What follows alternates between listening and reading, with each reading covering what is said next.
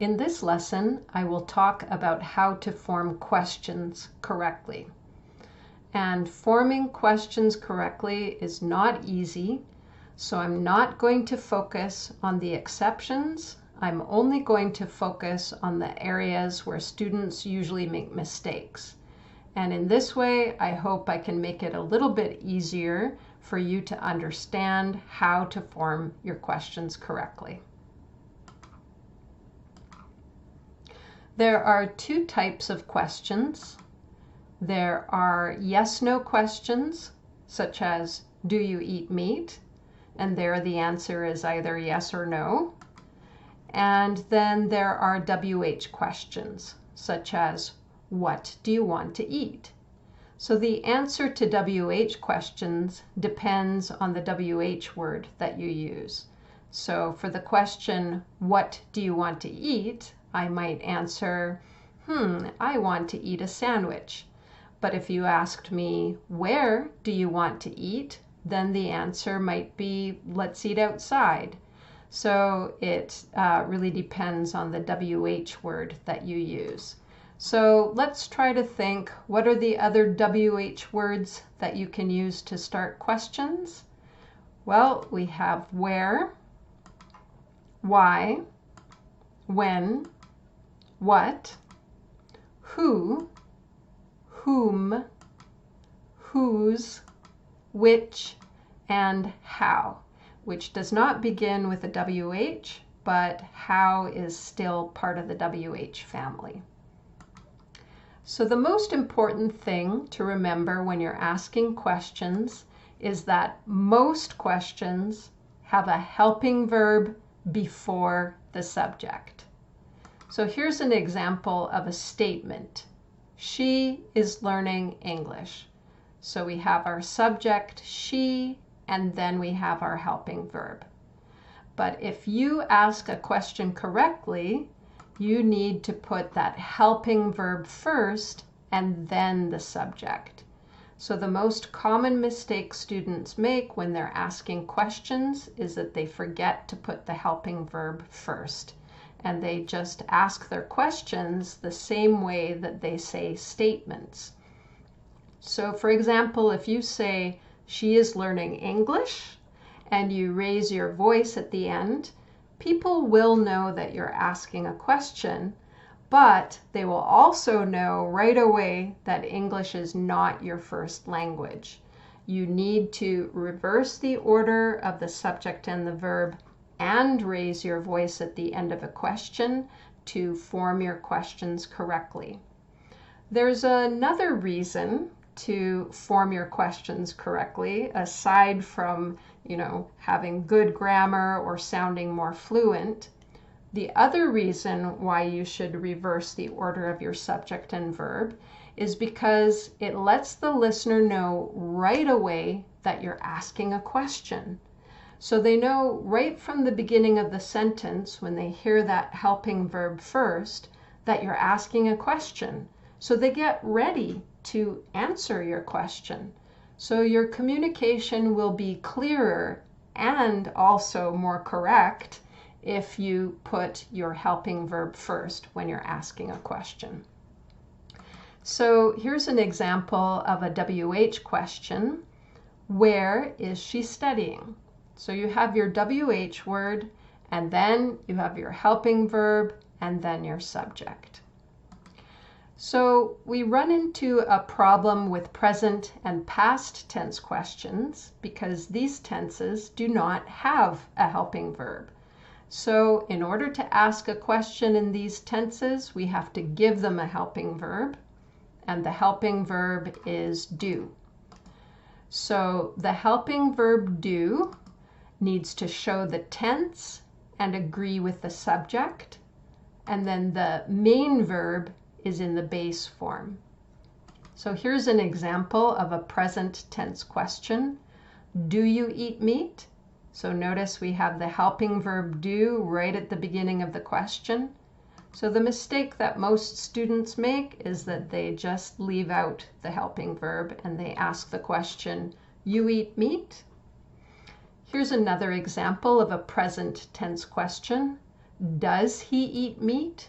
So there the helping verb has an S on the end because our subject is he.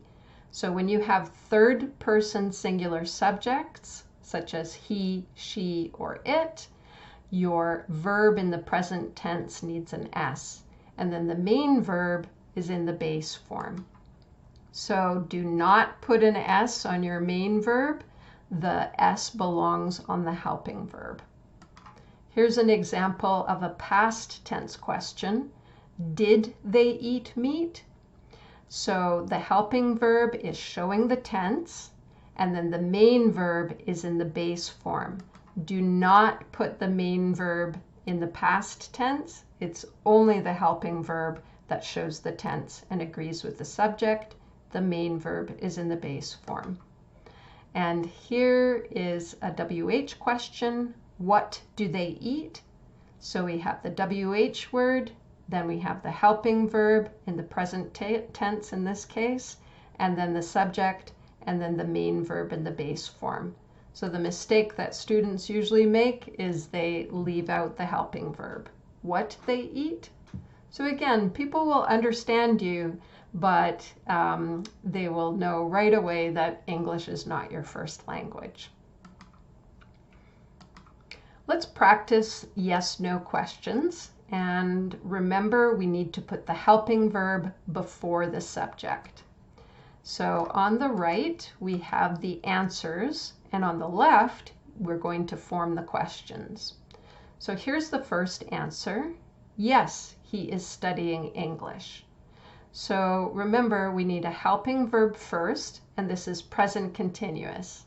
So the helping verb is. Then we have the subject, he, and then the main verb. Is he studying English? Yes, he is studying English. Number 2, no, they were not doing their homework. So there we have past continuous. So the helping verb we need to start our question with is were. Then we have the subject, then we have the main verb, and then the rest of the question. Were they doing their homework? No, they were not doing their homework. Number 3 is future. Yes, they will go on vacation next year. So what's the helping verb we need to start our question with? It's will. Will, then we have our subject, then we have our main verb, and then the rest of the question. Will they go on vacation next year? Yes, they will go on vacation next year. Where it's a little bit trickier is with the present and past tense questions. These tenses don't have a helping verb, so remember you need to give them a helping verb, and that helping verb is do. So if our answer is yes, they like Canada, that's present tense. So we need to start our question with do. Then we put our subject, they, and then the main verb. Do they like Canada? Yes, they like Canada. With number 2, it's present tense again, but our subject is he. So remember, the helping verb do needs to show the tense and agree with the subject. So that means our question will start with does. Then we have our subject, and then the main verb is in the base form. Does he want a cookie? Yes, he wants a cookie. And last one, yes, she finished her homework on time. Finished is past tense. So that means our helping verb for our question is did. Then we put our subject, did she, and then our main verb is in the base form. Did she finish her homework on time? Yes, she finished her homework on time. So now let's practice object WH questions. These are the most difficult to form, but we use them in our daily lives all the time. So you really do need to practice these because you'll need them. So on the right, we have our answers, and the bold words let us know which WH question, which WH word we're going to be using. So the word upset is describing the way the woman feels. So what's the WH word that we need to use if we want to describe the way or ask about the way? The WH word is how. Then we need a helping verb, and this is present tense. And remember, the helping verb needs to agree with the subject.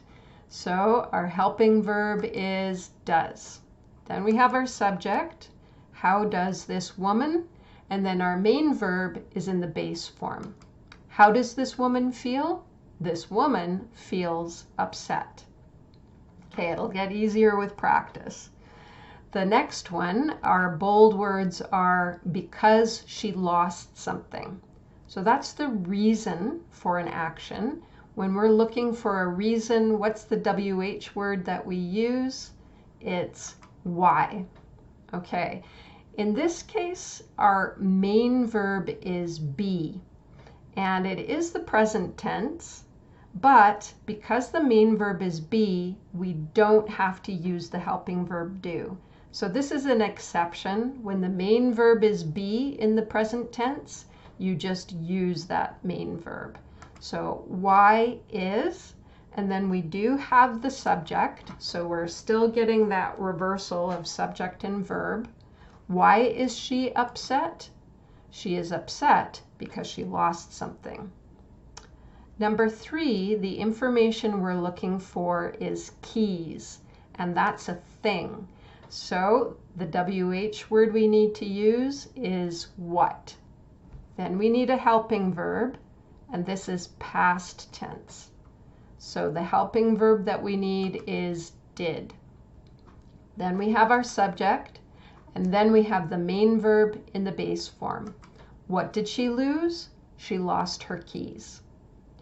With number 4, the information that we're looking for is about yesterday, and that's a time. So the WH word we need to start our question with is when. Then this is past tense, so we need the helping verb did, then the subject, and then the main verb in the base form. So last is an adverb, but our main verb there, see, is in the base form. When did she last see her keys? She last saw her keys yesterday. With number 5, we're looking for information about her husband.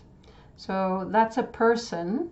So that means that we need to use the WH word who. Then the verb is in the past tense. So we need a helping verb did, then our subject, then our main verb in the base form, give. Who did she give her keys to? She gave her keys to her husband.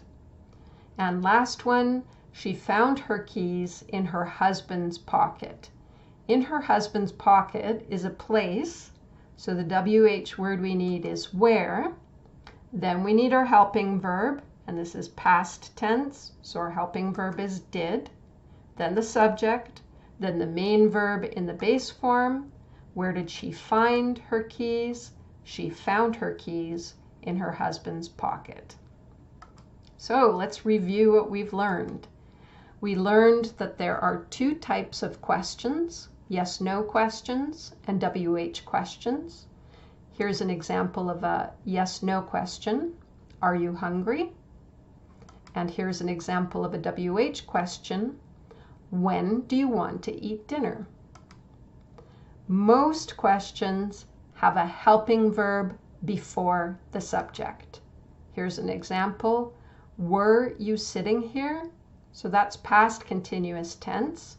So we have the helping verb were and then the subject, you. Where will you eat your lunch? That's an example of an object WH question.